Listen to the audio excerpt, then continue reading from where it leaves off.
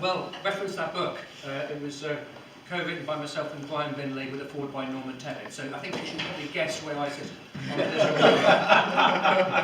Can I begin by thanking on behalf of the panel and no doubt people in the room, Project Cancer for putting this together.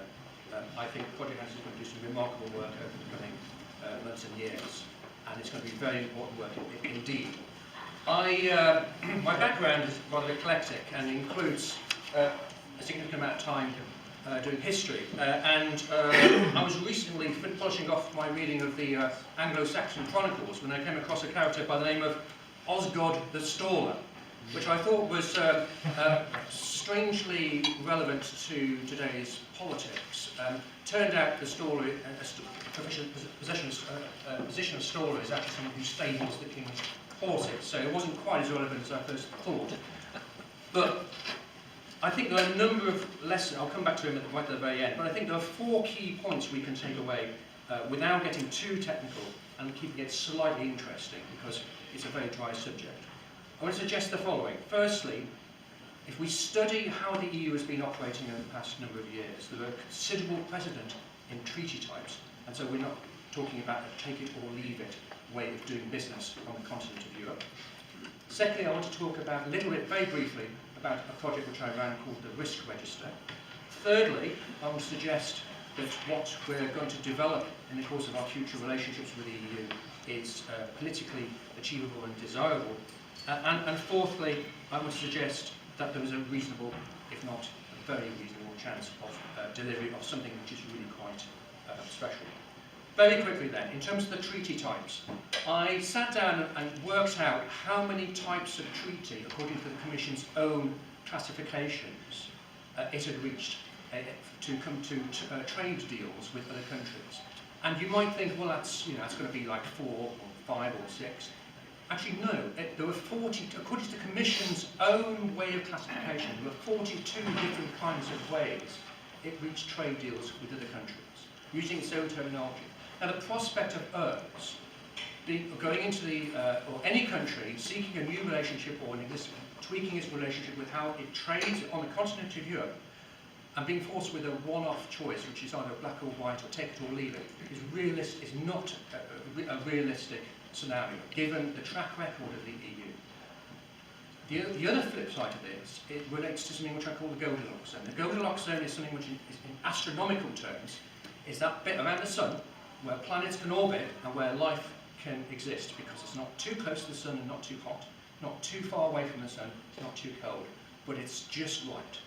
In the same way, for different countries, there are different factors in play, which mean that there is a zone of treaty types, of these 42 types, that are in play, that are just right for that country. Because some are, like Iceland, are very far away and don't trade an awful lot in small countries. A country like Luxembourg is right next to Germany and has a history of trouble with its neighbour, if I can be polite about that. So what that means is there's no set model which is uniquely appropriate for every single country. And the nearer we get to recognising that in terms of our trade deals and association deals with other countries, the better. Very quickly, the Risk Register. I did a project which took about 4 months, which was a de-accession programme. Normally, when countries seek to join the EU, there are 35 chapters which they have to get agreement on and be considered to be compliant. If you run it the other way around, it becomes, actually, it's an awful lot easier. I came up with a list of 200 pages worth of bullet points of things that the government needed to sort out in order to join or in order to leave the EU. Now, if you start from a starting point of compliance, my estimate is that about 80% of that is non-contentious, or it's relatively straightforward, negotiable, because your starting point is trust, and the people who are checking the certification are also trusted. That still leaves 20%, and that's an awful lot of work that David Davies should be getting on with, and no doubt is getting on with, but that's a reason to be optimistic. We're not dealing with 200 pages, we're dealing with 40 pages. It's politically achievable. I mentioned the 42 different types of treaty.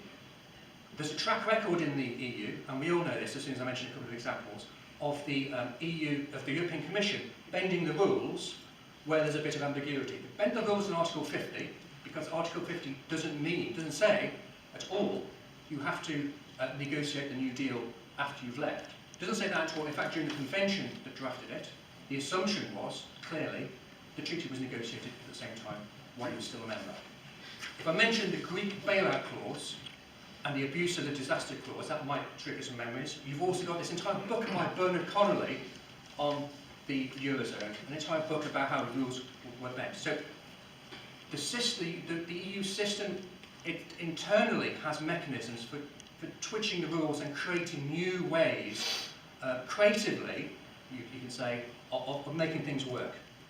And I'll finally say this, that my prediction is the more we get closer to the crunch time, the more the Commission, where part of the Commission currently being slightly less than helpful, will be muscled out the way by member state governments who have much more of a vested interest to make things happen.